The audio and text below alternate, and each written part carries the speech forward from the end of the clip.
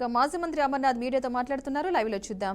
నేరుగా తర్వాత కోర్టుకి సుప్రీం కోర్టుకు వెళ్ళడం, సుప్రీం కోర్టు సిబిఐ ద్వారా సిట్ ని ఏర్పాటు చేయడం, దాదాపు సంవత్సరంన్నర తర్వాత దగ్గర 14-15 మాసాలు పూర్తయిన తర్వాత మొన్న సిట్ సిబిఐ ఛార్జ్ షీట్ లో ఎక్కడా కూడా యానిమల్ ఫ్యాట్ అనేటువంటిది లేదు అనేటువంటిది నిర్ధారణ చేసింది. చేసిన దగ్గర నుంచి ఈ పాపం మనకు ఎక్కడ చుట్టుకుంటుంది, ముఖ్యంగా హిందువుల తాలూకా మనోభావాలతో మనం ఆటలాడుకున్నాం. కోట్లాది మంది భక్తుల తాలూకా ఆరాధ్య దైవం అయినటువంటి కలియుగ దైవం వెంకటేశ్వర స్వామి తాలూకా ప్రసాదాన్ని మనం రాజకీయానికి వాడుకున్నాం. ఈరోజు ప్రజలకు ఏమని సమాధానం చెప్తాం? ఈరోజు వైఎస్ఆర్ కాంగ్రెస్ పార్టీ అడుగుతున్నటువంటి ప్రశ్నలకు, వారి మీద మనం చేసినటువంటి దుష్ప్రచారానికి ఏ రకంగా మనం సమాధానం చెప్పుకుంటాం అనేటువంటి భావనలో ఉన్నటువంటి తెలుగుదేశం పార్టీ లేదా కూటమి ప్రభుత్వం విద్వేషాలను రెచ్చగొట్టేటువంటి విధంగా ప్రేరేపించేటువంటి కార్యక్రమాలకి గడిచినటువంటి 3-4 రోజులుగా రాష్ట్ర వ్యాప్తంగా ఎక్కడికక్కడ ఫ్లెక్సీలు ఏర్పాటు చేయడం, జగన్మోహన్ రెడ్డి గారి మీద, అప్పుడు టీటీడీ చైర్మన్ గా ఉన్నటువంటి సుబ్బారెడ్డి గారి మీద, భూమన కరుణాకర్ రెడ్డి గారి మీద, తిరుపతి లడ్డూని యానిమేట్ చేస్తూ దానికి ఉన్నటువంటి పవిత్రతని డిగ్రేడ్ చేస్తూ తప్పుడు ప్రచారం చేస్తూ అన్ని ప్రాంతాల్లో, రాష్ట్ర వ్యాప్తంగా అన్ని నియోజకవర్గాల్లో, అన్ని ప్రాంతాల్లో, అన్ని జిల్లాల్లో కూడా మళ్ళీ చేసేటువంటి ఆ తప్పుడు పనికి కూడా ధైర్యం లేకుండా ఏదో ఎవరో అనామకులు పెట్టినట్టుగా ఫ్లెక్సీలు ఏర్పాటు చేసి రెచ్చగొట్టేటువంటి కార్యక్రమం చేశారు. నిన్ననే చూసాం, నిన్న కాక మొన్న అంబటి రాంబాబు గారి తాలూకా ఇష్యూలో దీని మీద రాష్ట్ర వ్యాప్తంగా వైఎస్ఆర్ కాంగ్రెస్ పార్టీ కాల్ చేసింది. చేసి రాష్ట్రంలో ఉన్నటువంటి అన్ని ప్రాంతాల్లో కూడా ఈ ప్రభుత్వానికి బుద్ధి రావాలి, ఈ ప్రభుత్వ పెద్దలు చేసినటువంటి పాపానికి, వారు చేసినటువంటి తప్పుడు ప్రచారానికి, వారు చేసినటువంటి ఒక పెద్ద కుట్రకి ఈ ప్రభుత్వం లో ఉన్నటువంటి ముఖ్యమంత్రి కానీ, వారి కొడుకు కానీ, వారి సహచరులు కానీ వీరందరికీ బుద్ధి రావాలనేటువంటి ఒక కార్యక్రమాన్ని పార్టీ పరంగా మేము తీసుకున్నాం. రాంబాబు గారు తిరిగి వస్తుండగా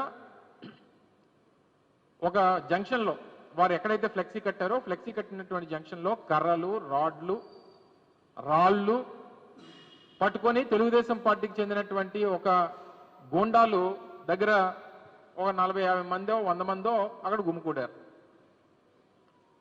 వీరికి ప్రొటెక్షన్ ఎవరంటే పోలీసులు. అంటే అసలు కర్రలు, రాడ్లు పట్టుకునేటువంటి సందర్భంలోనే వాళ్ళని చెదరగొట్టాల్సినటువంటి పోలీస్ శాఖ వారికి సెక్యూరిటీ ఇస్తూ రాంబాబు గారు కారు వస్తున్నప్పుడు వారు దాన్ని అడ్డగించడం, కుటుంబ సభ్యుల్ని నోటికొచ్చినటువంటి మాటలు బూతులు తిట్టడం, వీరిని ప్రేరేపించడం, కర్రలతో కారుని కొట్టడం, వారిని నోటుకొచ్చినట్టుగా ఒకరిద్దరు లేడీస్ అయితే మరి ఎవరో గ్రంథాలయ సంస్థ చైర్మన్ అంట అక్కడ గుంటూరు, వారు నోటుకొచ్చినటువంటి బూతులు తిట్టారు. సహజంగా ఆ మాస్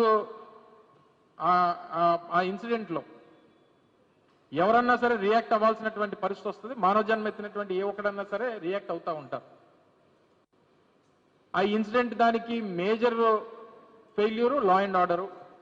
సరే, తెలుగుదేశం పార్టీ నాయకులు గూండాలు అంతకంటే గొప్పగా ప్రవర్తిస్తారని చెప్పి ఎవరు ఊహించాం. అటువంటి పరిస్థితులు వచ్చినప్పుడు పోలీస్ శాఖ స్పందించాల్సినటువంటిది, రియాక్ట్ అవ్వాల్సింది, అక్కడ ఉండి వారికి సెక్యూరిటీ ఇచ్చింది. అయిపోయింది, ఇన్సిడెంట్ అయిపోయింది. రాంబాబు గారు వారి నివాసానికి వచ్చారు. వచ్చిన తర్వాత కూడా చాలా క్లియర్గా కేటగారికల్గా చెప్పారు, వారు మమ్మల్ని ఈ రకంగా ఇబ్బంది పెట్టారు, ఈ రకంగా బూతులు తిట్టారు, ఈ రకంగా ప్రేరేపించారు. అయినప్పటికీ నేను ఆ మాట మాట్లాడకుండా ఉండాల్సిందే అనేటువంటి మాట వారు రిగ్రెట్ అయ్యి వారు మాట్లాడినటువంటి సందర్భాలను కూడా మనం అందరం కూడా చూసాం.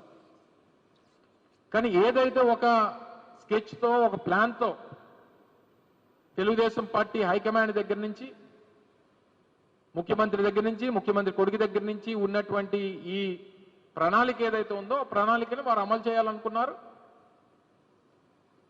అమలు చేసేటువంటి దాంట్లో సఫలీకృతం అయ్యారు.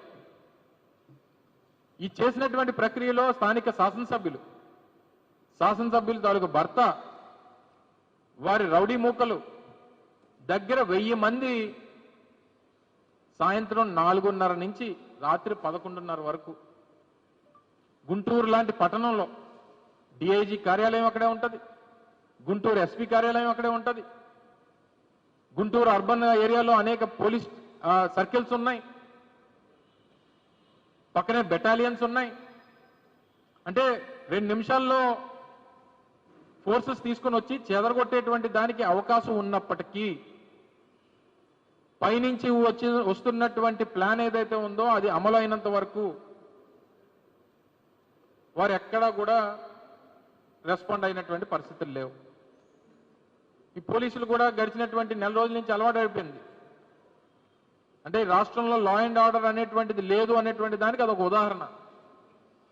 ఈ మధ్యకాలంలో కోడి పందాలు కానీ, లేదు ఈ మధ్యకాలంలో రికార్డింగ్ డ్యాన్సులు కానీ, ఈ మధ్యకాలంలో ఈ ప్యాకాట్లు కానీ, వీటన్నిటికీ కూడా ఈ మధ్యకాలంలో ఈ పోలీస్ శాఖ చాలా బిజీగా ఉన్నారు.